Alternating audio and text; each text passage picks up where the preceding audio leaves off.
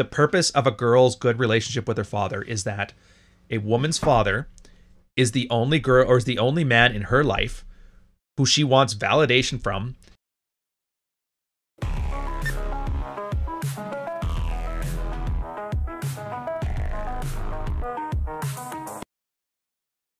Obviously, brothers to a lesser extent, but more so the father.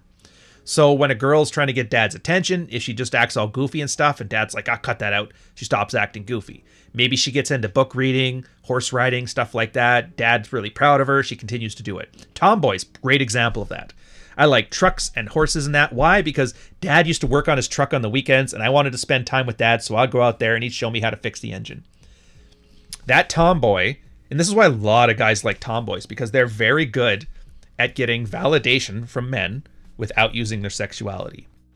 It's wholesome, right? Now, if you don't have a father figure, not necessarily a father, but a father figure. Yes, I get it. Stepdads aren't ideal, but a lot of times stepdads will fill this role. Or really any. Like the family friend had a great dad. She just kind of latched onto that. There's all kinds of examples. But yeah, for girls that don't have that, for the most part, they don't know how to get validation from a man without using their sexuality, because once they turn like 13, 14, 15, whatever age it is that boys start looking at them funny, that's the only thing that seems to resonate. It's the easiest thing that seems to resonate. You know, teasing boys or sleeping with boys. Cock teases and that. So that's really what you're trying to avoid. Now, having said that, if it's a girl that you're otherwise interested in, there's always ways to get around that. If you're willing to put in the time, and I don't know why you would, because there's girls that don't need this, but if you're willing to put in the time, some girls are like, they always lead with the sex thing, and you can just be like, I hate to say it, but like more disinterested in that and interested in like, you know, bringing them someplace. And yeah, just don't embarrass me in public and shit like that. And yeah, you can put in the work if you want to. If you want to save that person, go ahead. But I'm telling you right now, in general, women don't want to be saved. So yeah, but you're never going to filter out the BS from hypergamy, because it's not BS. Hypergamy is what makes monogamy. And that's something that a lot of guys keep missing out. They think of hypergamy as a bad thing. Without hypergamy, actually a great example, if you want to see what life is like without a hypergamous filter, go look at the sex scene for gay men. Men aren't hypergamous. They just aren't. So look at, and this is your own rabbit hole. I don't really care to. Again, amusing, intriguing, funny. This one's I kind of find intriguing. But if you do a little bit of a cursory search, go down the iceberg of gay relationships, gay marriage, gay sexual promiscuity, you'll kind of see, oh, so that's what women would be like without a hypergamous filter. You're like, yeah, that's pretty much what they'd be like. And that's why, in the same way that men are being raised as defective women, women are being raised to be defective men. And so what's the part they pick up on? That women were told for 20 years they could be anything they wanted to. So they wanted to be drunken frat boys and racking up notches. Your parents, everybody around you has given you to them. And I just told you before, like, nobody's out to help you. They're out to reinforce what they believe. Whether it helps you is irrelevant. So once you take away all those moral gaslighting filters that you've been given your whole life, and you just look at it flat out, what does hypergamy really mean? It means a girl can only look up to one man at a time. And if it's not you, it's somebody else. That sounds bad. Well, geez, I want her to look up to me. Yeah, you do, but she doesn't. So what do you do about that? Either you make yourself more attractive, you stop making yourself so unattractive, or you find somebody else who's more willing to take you up on it.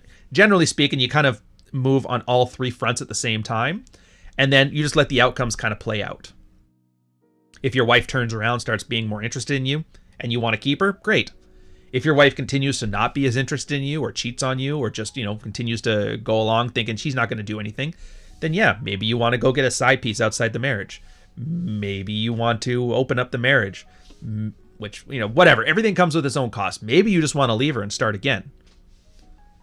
Heck, some guys even find after they leave their wife that that dread of a divorce, and they actually start plating their wives again. It's the weirdest thing, but it happens. So yeah, you're never going to filter out hypergamy, but you can understand it to the point that you make better decisions. Same as I said before. Understand the underlying parts of the human condition that you're trying to learn through the red pill. And then all that's left is adapting it to whatever technological, environmental situation you're in. Alexandra Cease, $5.99 Rs. I recommend watching Everything Everywhere All at Once. Its main message is nothing matters. Isn't it in a good way? Because the one thing, like, I get it. Everybody's like, oh, nihilism is blah, blah, blah. And I get it. The first half of nihilism really sucks. But the freeing aspect of it is the part that nobody ever focuses on. And it's because it's hard to get to. You have to go through a lot of misery. Imagine that. Getting zeroed out, it's not fun. Nobody wants that. I'm not going to go through life thinking like my wife's leaving me, my social circle leaves me, the church leaves me, my company fires me, I get a Me Too act. Like, nobody wants all that shit. But at the end of it, you generally come off as mentally healthier because you have no unreasonable expectations of everything. In fact, you have such low expectations of the world around you that if anybody does something that exceeds your expectations, it stands out. Wow, this girl's not acting like every other girl that I could give two shits about. Maybe she's worth wifing up or turning into a girlfriend or whatever. Obviously, marriage is not a great deal for men, but that's different than saying don't get married. I mean, I didn't. We're just doing common law, and that's perfectly fine for me. But at the same time, it wouldn't be very red pill if I told you how to live your life. We're not an ideology. It's just a bucket of tools, you know? We're not an ideology. It's just a bucket of tools, you know? Is she a good mother to my children? Well, that's the thing, Winemore. It's like, you're never going to know that until you actually have children. You can guess. There's ways to narrow down what makes an option. But I've seen plenty of girls that have had like major hoe type activities when we knew each other back in my sailor days. Now they've settled down and now they're good moms doing mom stuff, and you'd never know. The tattoos are gone. LASIK removal surgery. A couple bags under their eyes, they turn into good moms. So at the most part, it's kind of a crapshoot. But at the same time, if you're really good with women, and again, remember we talked about before, the validation seeking stuff, her doing things that you would consider good motherhood tends to get better validation from you. It's a way of kind of like guiding somebody into the kind of family you want to give. I mean, it's manipulative, but it's manipulative in the sense that everything is manipulation. It's all about that. But it's never forced. It's like, look, if you want me in your life, this is what I want. This is my expectations. And I think a lot of guys have never had to give expectations out. And this is why they kind of like react so viscerally to this. Like, Winemore, please. He's a dad, I think. I don't want to. One way or the other. Let's assume he's a dad for the sake of this. I don't know how private we're going to get, but he has expectations on how he wants his family run. And his like wife or girlfriend decides, okay, well, I like being with him, and so I'm going to adapt to these things. It's a feedback mechanism. The longer they do it, I've got guys in my private community. There's one guy in particular I'm thinking of. I don't want to name him because he might be in chat right now. But he had this. Wife was yelling at the kids all the time, yelling and screaming at the kids. Zero stress, or 100% stress, 0% ability to handle it. And it just ended up being lashing out the kids. And so it was just such a simple thing. I don't want to be part of this house where we as parents think yelling at our kids is going to solve anything.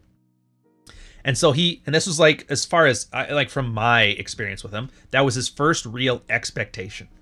And that's where he had to learn that hypergamous best option. If you want me, this is the deal. I'm in a house where we're not those bullshit parents yelling at our kids. And so he went through a bunch of things. Like, first off, where is it that I'm leading by bad example? So clean your own house first. Yeah, clean your room, fellow Canadian frogs. Clean your room.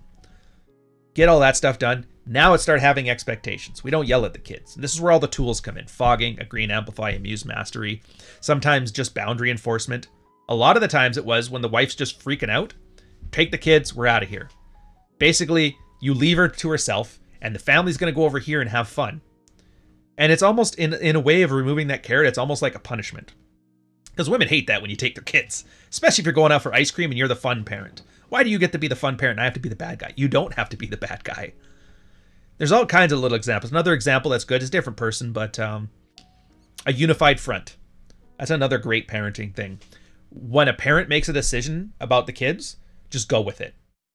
Go with it, because it's more important that the kids see the parents as a unified front, because as soon as there's a wedge in there, as soon as they start undermining each other in front of the kids, they will run a massive shit test through that wedge. And you end up with some horrible parenting. Well, mom said that. And you're like, no, we're not playing that game. Do what your mother said. If it's something you disagree with, you wait till the situation's finished. You go privately. You're like, all right, in the future, I don't think we're doing that with the kids. And you can fight about it or communicate. That's one of those times when communication is probably a good idea. to get you both on the same page of like certain parenting strategies, but that's the point. 79T 2458 Learning Corp, Little Red Riding Hood, take one.